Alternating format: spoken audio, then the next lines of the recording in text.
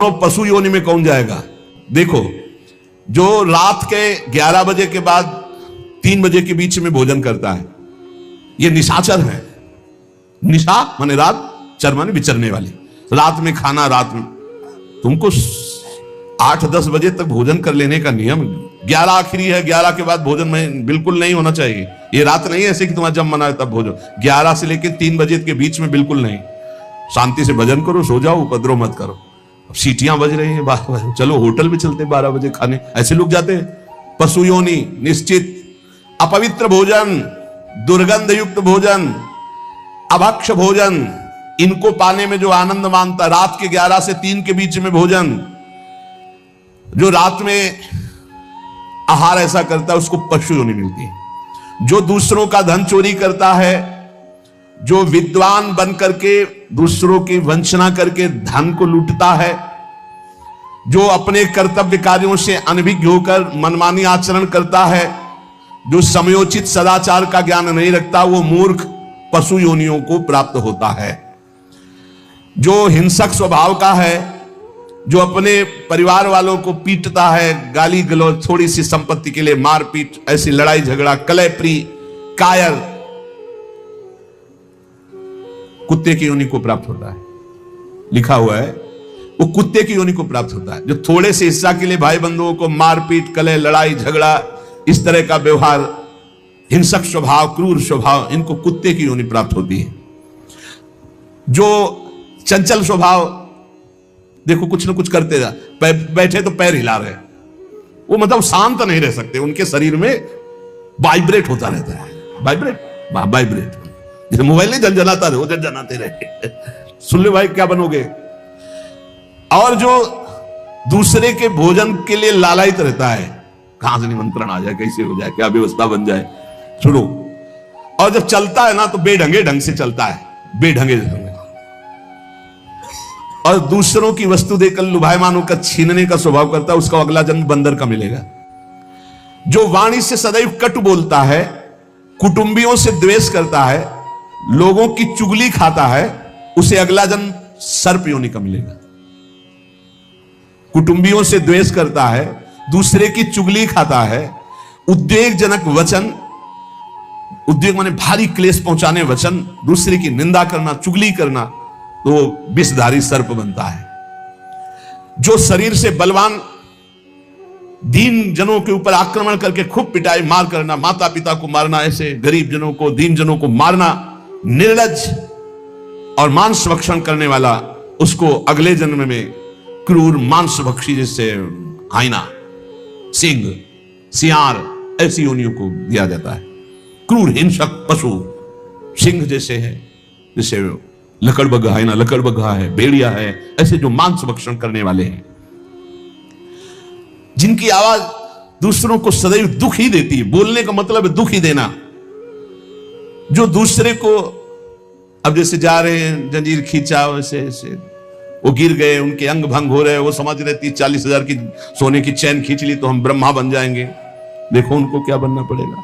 जो दूसरों को भय प्रदान करते हैं, दूसरों की संपत्ति छीन लेते हैं, ऐसे लोग अजगर योनि को प्राप्त होते। भूखे मरो जब कभी अवसर मिल जाए तब। ऐसे ये जो दूरदृष्टि न रख के वर्तमान दृष्टि रख करके केवल भोग के लिए दूसरे के दुख का कारण बनते हैं, केवल उनके चिंतन यही चलता रहे, कहां से क्या खा लूं, कहां से क्या उठा लूं, कहां से क्या, बोले हाथी की योनि को प्राप्त होते हैं, वो पशु हाथी योनि को। इस तरह से 83,99,999 योनियां हैं। जो भजन नहीं करते, भगवत विमुख हैं, उनको सब क्रमशः ये प्राप्त होती है। उपासक को चाहिए कि कम से कम इतना तो कर ले कि अगला जन्म मनुष्य का हो जाए, फिर भजन करे अगर कोई कमी रह गई हुई। अगर आप नाम जप करेंगे और एक बात ध्यान रखेंगे कि दूसरों को दुख ना पहुंचने पावे, तो पक्की बात है भगवान की कृपा से अगर भगवत प्राप्ति नहीं हुई तो दूसरा जन्म होगा मनुष्य का, और बहुत महान भक्तों के बीच में जन्म होगा। जन्म से ही भजन प्रारंभ हो जाएगा, आप यौवन अवस्था प्राप्त होते होते भगवत प्राप्त हो जाएंगे, काम हो जाएगा आपका। भजन एक ऐसी वस्तु है जो आपको बचा सकती है। अब इसमें कह रहे हैं कि जैसे आप भजन मार्ग में लगे हुए हो और आपको कोई गाली दे रहा है, आपने पलट के गाली दे दी तो आपका भजन छीण हो जाएगा। इसलिए भजन को बचाने के लिए कह रहे, अकार्पण्यमपारुष्यम संतोषा सर्दधानता। ये ब्रह्म ऋषियों की बातें हैं, बहुत काम की बातें हैं। अनुसूया गुरो पूजा दया भूतेषु पैशुनम सद्वीरेश दमः प्रोक्तो ऋषि शांत बुद्धि भी। अकार्पण्य माने उदारता। भजन किससे बचेगा? उदार बुद्धि। स्वभाव कह रहे हैं कोमल, कोमल स्वभाव से भजन बचेगा। संतोष वृत्ति से भजन बचेगा। गुरु इष्ट पर श्रद्धा वृत्ति से भजन बचेगा। दोष दृष्टि किसी पर ना हो, इसका अभाव हो तो भजन बचेगा। गुरु शुश्रूषा सेवा से भजन बढ़ेगा। प्राणियों पर दया तो भजन बढ़ेगा। किसी की भी चुगली ना करना, संत और ऋषि मुनियों का संग करना, इससे भजन बढ़ता है, पचता है। भजन किससे नष्ट होता है? तो कह रहे हैं जब अवमाने न कुप्पेत सम्माने न प्रहस्यति सम दुखो सुखो धीरा प्रशांति इति कीर्त्यते। जब तुम्हारा अपमान हो और तुम उसका बदले में अपमान कर दो तो तुम्हारा भजन छीण हो जाएगा। और यदि अवमाने न कुप्पेत, अगर तुम्हारा अपमान हो रहा, तुमने क्रोध नहीं किया, तुम्हारा सम्मान हुआ, तुमने सम्मान स्वीकार नहीं किया, बचना भाई, इससे बचना, ये अगला जन्म नहीं होने देंगे। अगर ऐसा उदारता, कोमल स्वभाव, संतोष, श्रद्धा, दोष दृष्टि का अभाव, गुरु सेवा, प्राणियों पर दया, चुगली ना करना, निश्चित निश्चित अगला जन्म नहीं होगा। आप अपने भजन को बचाएं। जब कोई आपका अपमान कर रहा हो तो आप उसके बदले में उसका अपमान ना करें। यदि आपको क्रोध आ गया अपमान करने पर तो आपका भजन का फल क्षीण हो जाएगा। यदि सम्मान हुआ, आप आनंदित हो गए कि हमारा बड़ा सम्मान हो, तो आपका भजन क्षीण हो जाएगा। इसीलिए श्रीपाद भी कह रहे हैं सम्मानम कलयाति घोर गर्लम नीचापमानम सुधा श्री राधा मुरली धरो भज सके वृंदावन मात्यज। जब कोई सम्मान करे तो उसे भारी विष के समान समझो। सम्मानम कलयाति घोर गर्लम, जैसे बढ़िया खीर मिल रही हो, कान में कोई आके कह दे विष पड़ा है तो आप नहीं खाओगे। ऐसे ये सम्मान प्रणाम नमस्कार वाहवाही ये तुम्हारे भजन के नाश करने के लिए है, ये विष है, इसे मत पीना, स्वीकार मत करो। विश्व नमन करे करने दो, तुम स्वीकार मत करो, तुम हर्षित मत हो। और जब अपमान हो तो उसका अपमान करने वाले का कभी अपमान न करना। धीर पुरुष, प्रशांत पुरुष अपने भजन को ऐसे बचा ले जाता है।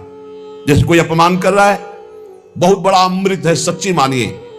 जिसका अपमान हो रहा है वो साधु पुरुष जब अपमान सह जाता है तो उसका भजन बढ़ता है, वो सुख से भगवान में शयन करता है। और जब अपमान हुआ और अपमान दूसरे का कर देता है तो उसका भजन क्षीण हो जाता है, अशांत होकर के फिर जगत में शयन करता है। अपमान करने वाला जब कोई सामने से अपमान सह जाता है तो उसका सहन करना उसके नाश का कारण बन जाता है। अपमान करने वाले का निश्चित नाश हो जाता है जब उस सामने वाला बोले ना, केवल चुप रहे। यह बड़ी बात है, पर बहुत कठिन है। उस समय जब कोई अपमान कर रहा है, निंदा कर रहा है, आप शांत हैं, इसका मतलब आपके ऊपर गुरु कृपा है और आप अपने भजन को पहचानते हैं, भजन बचाना चाहते हैं।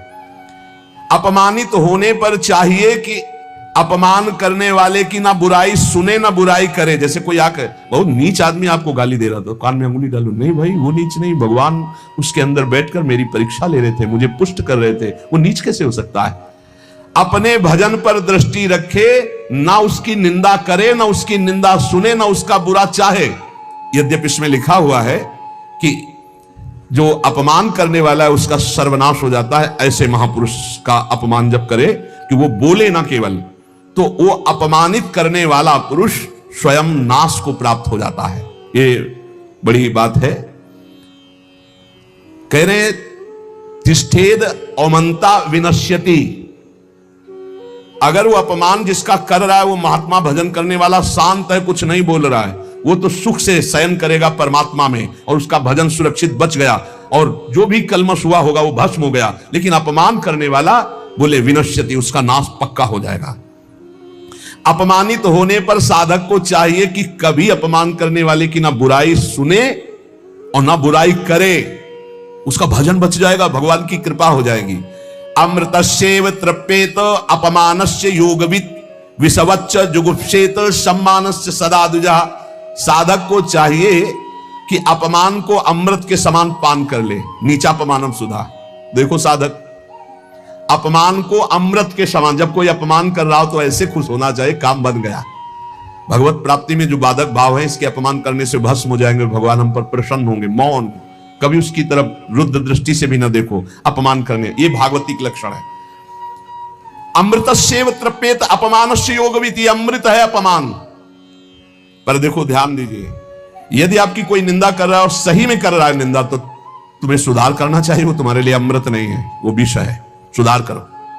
और अगर वास्तविक हमारी कोई गलती नहीं हो, हमारा अपमान, हमारी निंदा हो रही, तो नाचना चाहिए कि बहुत बड़ा विघ्न नष्ट हो गया और भजन में हमारी उन्नति अब पक्की होगी, पक्की उन्नति होगी, लौकिक और पारलौकिक। विषवच्च जुगुप्सेत सम्मानस्य सदा दीजिए। साधक को चाहिए कि सम्मान से ऐसे बचे जैसे विष भरे भोजन से बचा जाता है। सम्मान स्वीकार न करे, प्रणाम नमस्कार ऐसे। श्री हरिवंश कोई कह रहा है, अब अगर पंचांग प्रणाम कर रहा है तो आप भी नमन कीजिए और निकल जाइए, व्यवहार मत बनाइए, दोबारा वो ना प्रणाम करे ऐसी भावना रखिए। अगर ज्यादा आप उससे प्यार करेंगे कि ये प्रणाम कर रहा है तो सम्मान स्वीकार कर रहे हैं। सम्मान देने वाले से ज्यादा प्यार नहीं किया जाता, जल्दी। सम्मान विष है और अपमान करने वाले को प्यार दृष्टि से देखा जाता है। आप बड़े हितैषी हो, हमारा भजन बढ़ेगा, भगवान की प्राप्ति होगी, पर ऐसी अपनी तरफ से चेष्टा ना करे कि कोई अपमान करे। अपमान से सदैव तप की वृद्धि होती है। अपमानात तपो वृद्धि, सम्मानात तपः क्षया।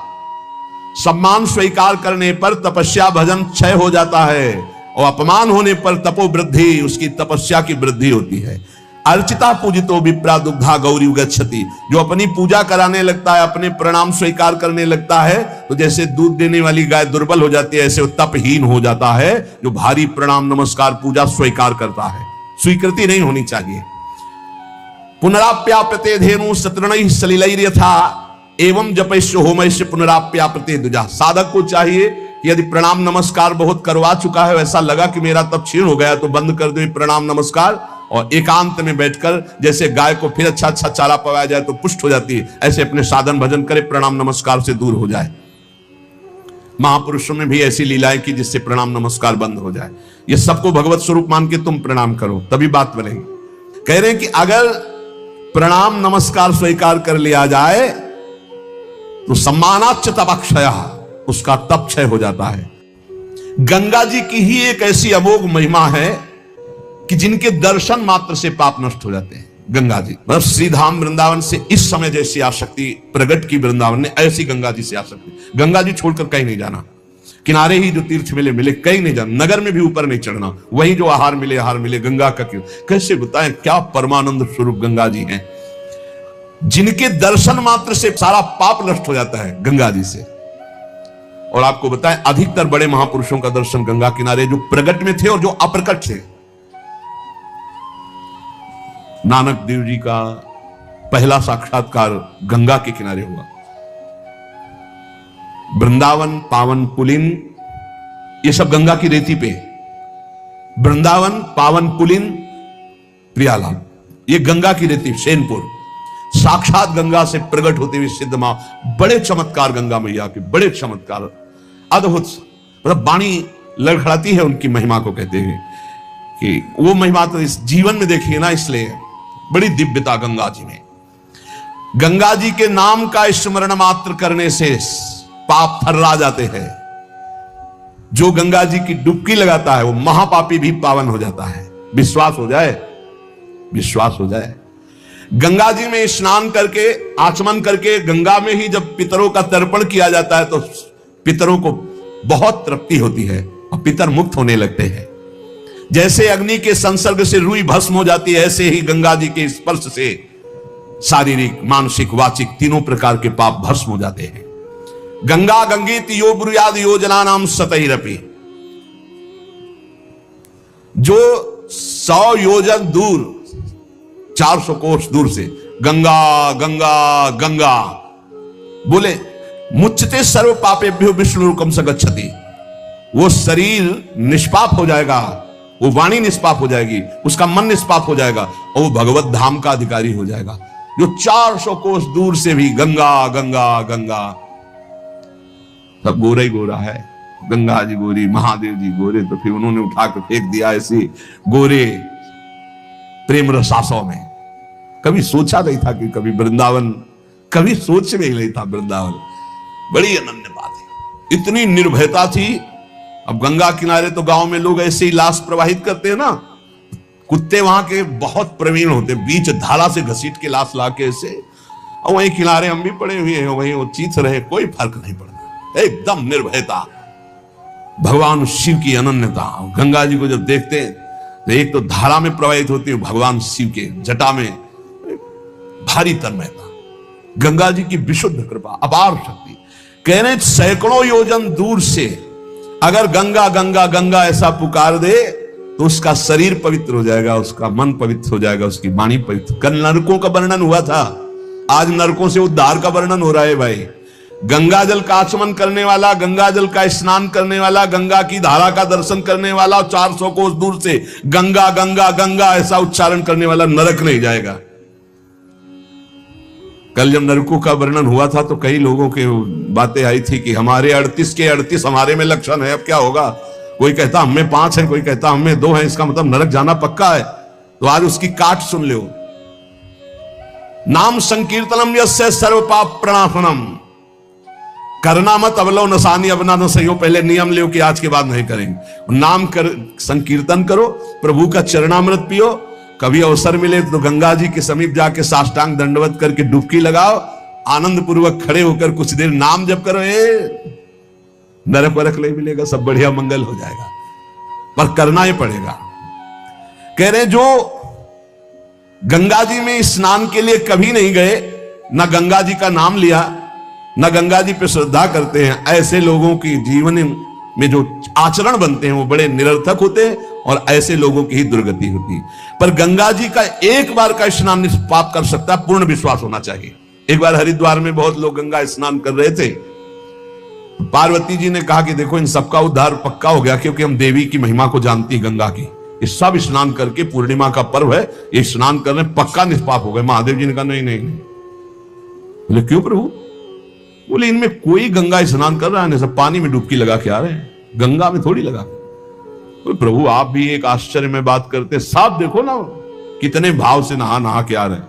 बोले अच्छा इनको विश्वास नहीं गंगा जी पे, इसलिए पानी पे डुबकी लगाते हैं, कोई एक होगा जिसे विश्वास होगा। देखो अभी हम परीक्षा करते हैं। रास्ते में बैठ गए कि जैसे गिर गए हो ऐसे वृद्ध का रूप रख के गिरे हुए, अम्बा जी तो नवीन रूप धारण करके बोले जो निकले उससे जो हम कहें सो कहो। तो जो महादेव जी ने सिखाया तो कहते भैया ये हमारे पति देव गिर गए, थोड़ा हाथ सहयोग दीजिए, पकड़ के उठा दीजिए, अकेले उठ नहीं रहे, आप आइए। और जब कोई आने लगे तो कहना निष्पाप पुरुष ही हमारे पति को छू सकता है, अगर पापी छुआ तो भस्म हो जाएगा, बस इतना तुम्हें बोलना है, ठीक है। अब जो निकलते बोले भैया आप गंगा नहा के आ रहे हो? बोले हाँ। तो बोले आप तो निष्पाप हो ही गए होगे, हमारे पति फिसल के गिर गए, हमारे पति निष्पाप हैं, और जो निष्पाप पुरुष इनको निकाल सकता है, अगर कोई पापी छू लिया तो भस्म हो जाएगा, आप सहयोग करो। बोले गंगा तो नहा के आए पर पाप बहुत तो हुए, अगर कहीं पाप नष्ट न हुए हो तो भस्म ही हो जाएंगे। नहीं, कोई नहीं, किसी की हिम्मत नहीं पड़ी कि महादेव जी को निकलवा दे, क्योंकि जहां ये कहती कि अगर पापी पाप तो हुए हैं यार, अब पता नहीं गंगा नहाने में नष्ट हुए कि नहीं नष्ट हुए, बेकार को भस्म हो जाए ऐसे। उनमें एक आदमी सरल भाव से गंगा गंगा गंगा माँ गंगे स्नान किया, बोले भैया हमारे पति को निकलवा। बोले अच्छा भैया लुटा रखा। बोले भैया एक बात सुन लो, हमारे पति निष्पाप हैं, अगर पापी पुरुष छुएगा तो भस्म हो जाएगा। बोले भैया आपको विश्वास नहीं, गंगा मैया में स्नान करके आ रहा हूं, अब भी पापी हूं। और तत्काल भगवान बाहर निकाल किसी को, जब वो चला गया तो भगवान शिव ने कहा ये केवल गंगा स्नान करके आया, इसकी अर्थात भाव विद्यते देवा ना पाषाणे ना मूर्तये। यदि हम भगवान के नाम, भगवान के धाम, भगवान के इन पावन तीर्थों पर दृढ़ विश्वास करते तो बहुत जल्दी लाभ प्राप्त होता है। ये विश्वास के लिए सुनाता शास्त्र, ऋषि मुनि सब ये विश्वास के लिए सुनाते। हमें दृढ़ विश्वास कर लेना चाहिए कि अब हमारा कल्याण तो हो ही गया। जैसे गंगा जी क्या है? भगवान श्री कृष्ण का चरणामृत है। गांगम वारी मनोहारी मुरारी चरणच्युतम त्रिपुरार शिरश्चार, जिसे भगवान शिव मस्तक पर धारण किए। अपने लोग रोज चरणामृत पीते हैं, किनका? प्रिया प्रीतम का। अब और गंगा की जरूरत पड़ेगी? जहां से गंगा प्रकट हुई उनके सर्वांग स्नान का जल। यमुना जी, जब यमुना जी गंगा जी से मिली तो गंगा जी ऐसे होकर प्रणाम मुद्रा में मिली यमुना जी से। यमुना जी ने कहा तुम्हारा हो भाग्य कि तुम जगत पावन करने वाली गंगा हो, तो उनका तुम्हारे सामने मेरी कोई सामर्थ्य नहीं। क्योंकि तुम में प्रभु पूर्ण अवगाहन करते हैं। हम तो प्रभु के चरण धोवन मात्र हैं, आपके ऊपर तो पूर्ण प्रभु की कृपा है। ब्रजेंद्र सोनु राधिका हृदय प्रपूर्य मारे हो।